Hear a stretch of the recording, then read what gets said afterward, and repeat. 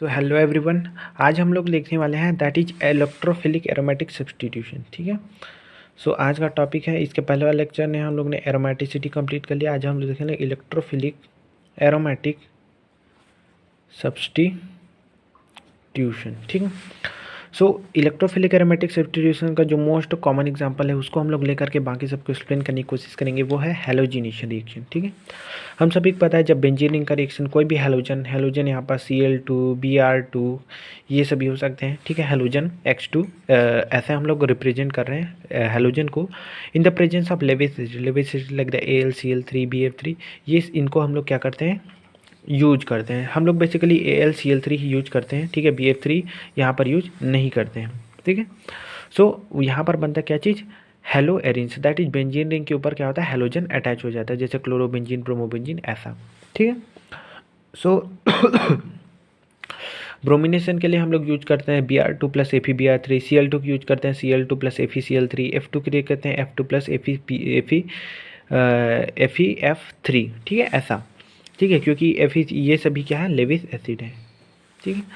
So basically reaction में होता क्या है, जैसे हम लोग अगर बेसिकली हैलोजिनेशन की बात करें तो अगर मैं कोई एक जनरल रिएक्शन की बताऊं कि इलेक्ट्रोफिलिक एरोमेटिक सब्स्टिट्यूशन कैसे होता है, एक जनरल रिएक्शन जिसमें हैलोजिनेशन, फ्रीडर-क्राफ्ट अल्काइलेशन, फ्रीडर-क्राफ्ट असाइलेशन, नाइट्रेशन, है ना, और सल्फोनेशन, ये सभी कवर हो जाएंगे। क्योंकि हम लोग एक जनरल पढ़ लेते हैं, क्योंकि सभी का मैकेनिज्म सेम ही होता है, चाहे हैलोजिनेशन हो, असाइलेशन, अल्काइलेशन, नाइट्रेशन, कुछ भी हो। ठीक है।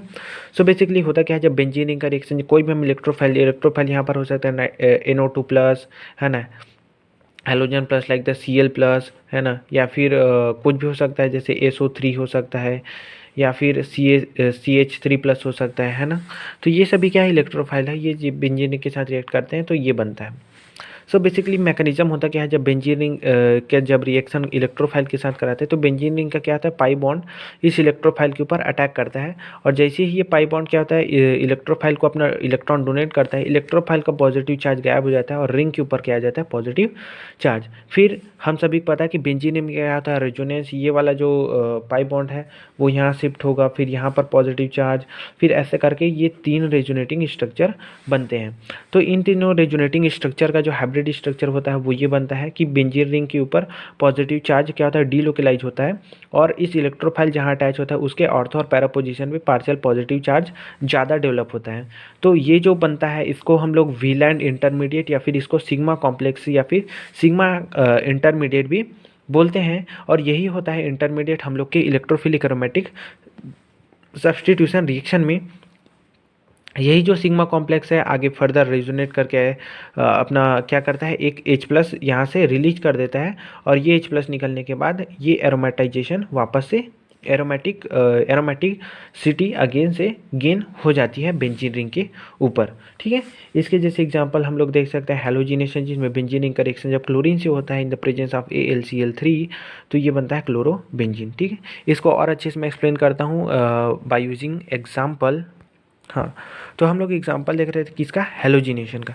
हैलोजिनेशन में जैसे जैसे क्लोरीनेशन कराते हैं तो बेंजीन रिंग का रिएक्शन हम लोग Cl2 प्लस FeCl3 से कराते हैं तो क्लोरोबेंजीन बन जाता है। तो मैकेनिज्म क्या होता है उसका वो हम लोग एक बार देख लेते हैं। तो क्लोरीन का रिएक्शन जब हम लोग FeCl3 से कराते हैं तो Cl plus plus FeCl3 FeCl4 minus ऐसा कुछ कॉम्प्लेक्स बनता है, और ये जो Cl प्लस निकलता है यही हम लोग का होता है क्या चीज़, इलेक्ट्रोफाइल।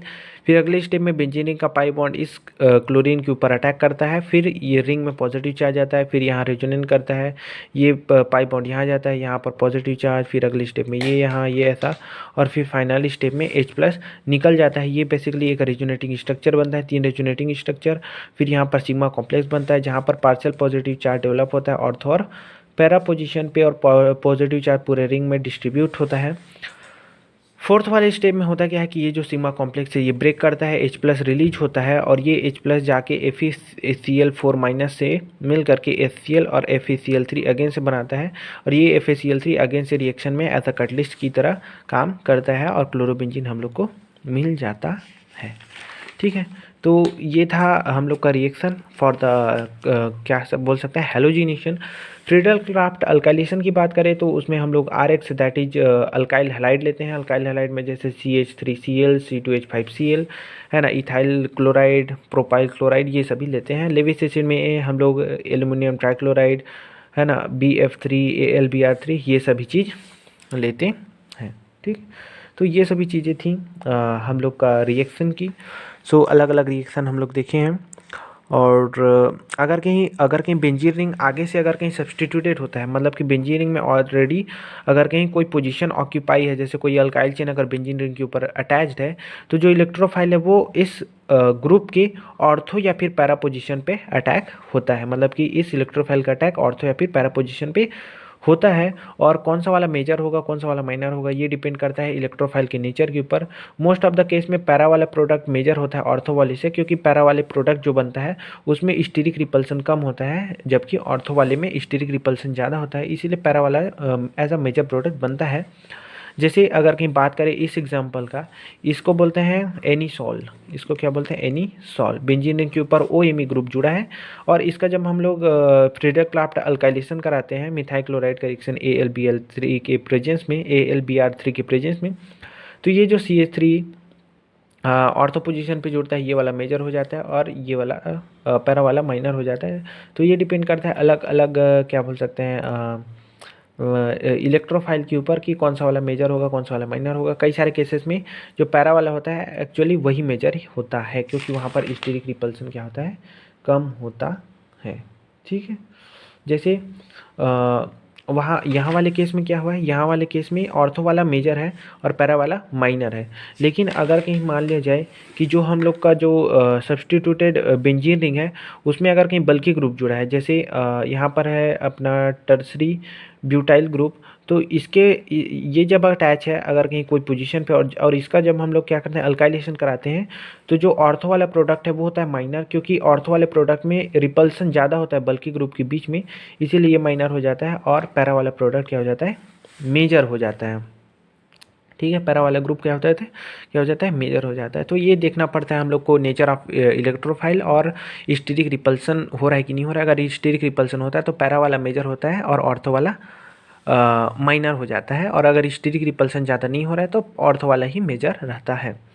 तो ये तो बेसिकली था। अगर कहीं मान लीजिए कि बेंजीन रिंग के ऊपर कहीं ऐसा कोई ग्रुप जुड़ा है जो कि इलेक्ट्रॉन विड्रॉइंग ग्रुप है। क्या है? Electron withdrawing group. ये अल्काइल चेन, ये है इलेक्ट्रॉन डोनेटिंग ग्रुप, है ना। और यहाँ पर OMe ग्रुप जुड़ा था, ये भी क्या है? इलेक्ट्रॉन डोनेटिंग ग्रुप, या फिर OH है, ये इलेक्ट्रॉन डोनेटिंग ग्रुप है। तो ऐसे वाले केस में ऑर्थो और पैरा वाला प्रोडक्ट बनता है। लेकिन अगर कहीं इलेक्ट्रॉन विड्रॉइंग ग्रुप है, जैसे एल्डिहाइड ग्रुप है, NO2 ग्रुप है ना, C double bond O CH3 group है, या फिर COOH ग्रुप है ना, तो ये सभी इलेक्ट्रॉन विड्रॉइंग ग्रुप अगर कहीं बेंजीन रिंग के पास जुड़ा है तो जो इलेक्ट्रोफाइल है वो कहाँ पर जाता है? मेटा पोजीशन पर जाता है। तो ये बात आप लोग ध्यान रखेंगे कि अगर कहीं इलेक्ट्रॉन डोनेटिंग ग्रुप है, जैसे अल्काइल चेन है, OH है ना, OMe है, ठीक है, तो ऑर्थो और पैरा प्रोडक्ट बनता है। और इलेक्ट्रॉन विड्रॉइंग ग्रुप होता है जैसे NO2 CN CHO है ना, C double bond O CH3 और कार्बोक्सिलिक एसिड, ऐसे। तो यहाँ पर हम लोग का मेटा वाला प्रोडक्ट बनता है, एक ही प्रोडक्ट बनेगा। और इसमें हम लोग देख लेंगे अगर स्टीरिक रिपल्सन नहीं होगा तो ऑर्थो मेजर बनता है, और स्टीरिक रिपल्सन होता है तो पैरा वाला मेजर बनता है। ठीक है। Thank you everyone, bye bye.